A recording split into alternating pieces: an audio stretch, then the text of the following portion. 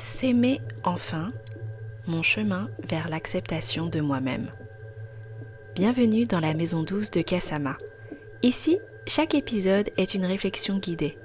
Rien n'est imposé, il n'y a ni règles ni conseils figés, seulement des partages, des mots simples, des pensées inspirantes qui ouvrent un espace pour réfléchir autrement. Aujourd'hui, j'ai envie de parler d'un chemin que beaucoup de femmes connaissent, mais n'osent pas toujours dire à voix haute. Celui de l'acceptation de soi. S'aimer, enfin.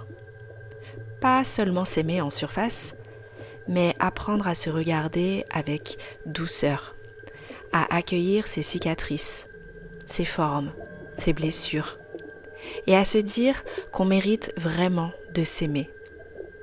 Alors installe-toi et laissons cette réflexion se déployer ensemble.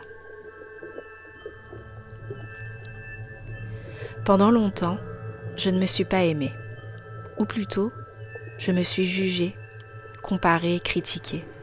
Devant le miroir, je voyais toujours ce qui n'allait pas. Une imperfection, un défaut, quelque chose à corriger, comme si mon corps et mon être entier étaient une liste d'erreurs à rectifier. Et puis, j'ai grandi, j'ai vécu, j'ai traversé des épreuves. Et un jour, je me suis demandé, mais à quoi ça rime ? Passer sa vie à se juger, c'est passer à côté de sa vie. J'ai compris que je ne pouvais pas toujours attendre des autres qu'ils me donnent l'amour que je ne savais pas me donner à moi-même. Alors, j'ai commencé un chemin, lentement. J'ai appris à poser un regard différent sur moi. Pas un regard parfait, pas un regard complaisant non plus, mais un regard humain. J'ai appris à me dire « je suis comme je suis et c'est assez ». Ça ne veut pas dire que je ne doute plus jamais, ça ne veut pas dire que je m'aime chaque jour sans réserve, mais ça veut dire que je ne me combats plus, que je choisis la paix plutôt que la guerre intérieure. S'aimer, ce n'est pas devenir narcissique ou se regarder toute la journée dans le miroir. Non, s'aimer, c'est savoir qu'on mérite d'exister, qu'on mérite le respect et qu'on mérite la douceur. C'est se traiter soi-même comme on traiterait une amie précieuse.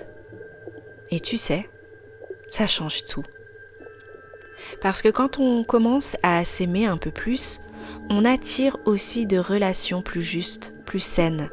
On ose dire non. On ose poser ses limites. On ne quémande plus des miettes d'amour parce qu'on a compris qu'on portait déjà en soi une source inépuisable. Je ne vais pas te mentir, ce chemin demande du temps.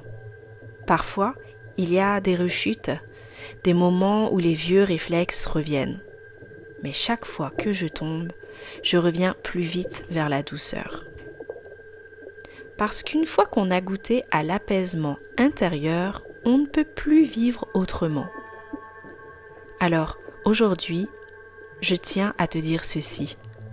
Tu as le droit de t'aimer, même si tu ne corresponds pas aux standards, et même si tu n'es pas comme il le faudrait.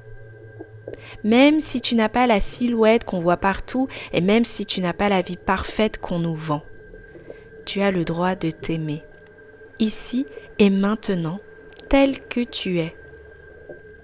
Et le jour où tu fais ce choix, même un tout petit peu, c'est comme si ton monde intérieur changeait de couleur.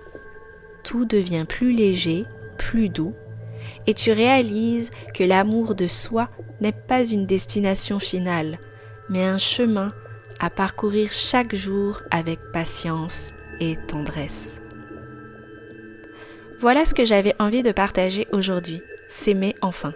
C'est un chemin difficile, mais tellement libérateur. Et toi, où en es-tu dans ton rapport à toi-même ? Arrives-tu à t'aimer comme tu es, ou est-ce que c'est encore compliqué ? Je te remercie de partager ton ressenti en commentaire.